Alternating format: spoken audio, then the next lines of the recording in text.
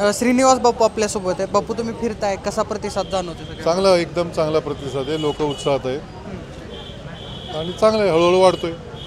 बापू, 2 दिवसांपूर्वी सभेमध्ये तुमच्या आई अजित पवारांच्या सभेमध्ये आल्या होत्या. त्याच्यावरनं खरं तर तुम्ही भावना व्यक्त केल्या की यायला नको होतं. हो, बरोबर आहे, कारण आईला बरं नाही आहे, तिच्यावर उपचार चालू आहेत आणि माझं पण म्हणणं आहे की नव्हतं यायला पाहिजे, पण ठीक आहे, आता तिची इच्छा असेल मुलाची सभा ऐकायची, त्याच्यामुळे ती आली असेल.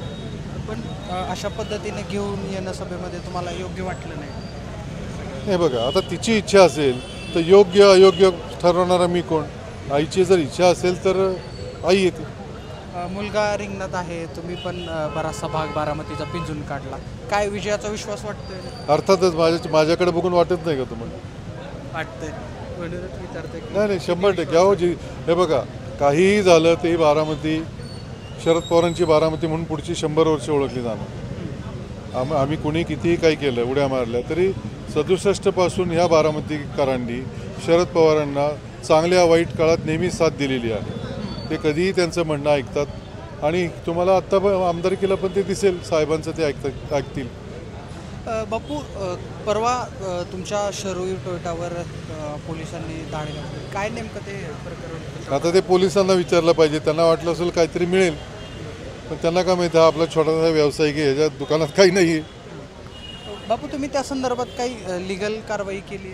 अहो, ते इलेक्शन कमिशन आहे, त्यांच्यावर मी कशी कारवाई करणार? नाही, पण असं कळतंय की तुम्हाला कोणत्याही प्रकारची नोटीस दिलेली नव्हती किंवा त्यानंतर तपासणी झाल्यानंतर तुम्हाला ही रेड असते, कुठलीही रेड नोटीस न देता होती. त्याच्यानंतर पण तुम्हाला काय सांगितलं नाही, काय सापडलं किंवा काय अशाबद्दल? नाही, ज्यावरती काही सांगितलं नाही त्यावरती काही सापडलं नाही. माझ्याकडे पण फिल्म आहे ना, ते आले वगैरे, ती मी मीडियाला दिलेली. बापू, आता युगेंद्र पवार आमदार होतील असा विश्वास तुम्ही व्यक्त करताय. जर सरकार आलं महाविकास आघाडीचं, येईल असं वाटतंय का पण राज्यात तुम्हाला महाविकास? 100% तुम्हाला दिसेल ना. युगेंद्र पवारांना मंत्रिपदाची संधी मिळेल असं वाटतं? ते आता हे बघा, एक तर माझा राजकारणाशी संबंध नाही आहे. मी सांगतो, मी शरद पवारांना सपोर्ट करायला आलेलो आहे. आता ते जे काय करतील ते, म्हणजे मी त्यांचा खंदा समर्थक आहे.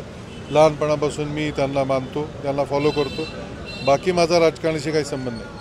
पण बापू, खरं तर इंदापूर असेल, दौंड असेल, या भागामध्ये शरद पवारांनी ज्या पद्धतीनं भाषणं केली, ती भाषणं चर्चेत आहेत. त्याचं कारण असं की तिथल्या उमेदवारांना, जे विरोधातले उमेदवार आहेत, त्यांना पाडा असं शरद पवार सभेमध्ये म्हटले. दिलीप वळसे पाटलांच्याही सभेत ते तसंच म्हटले आणि वाईमध्ये पण म्हटले. पण बारामतीत तसं जाणवलं नाही बोलताना त्यांच्या भाषणामध्ये. नेमकं काय वाटतं तुम्हाला त्याच्यामध्ये? हे बघा, साहेबांचं डोक्यात काय चालतं हे कुणालाही कळत नाही. मग मी पण एवढा हुशार नाही की त्यांनी ते असं का बोलले हे समजणार. तुम्ही पत्रकार पण म्हणता की साहेब काय बोलतील, त्याचा फार डीप असतं त्यांचं.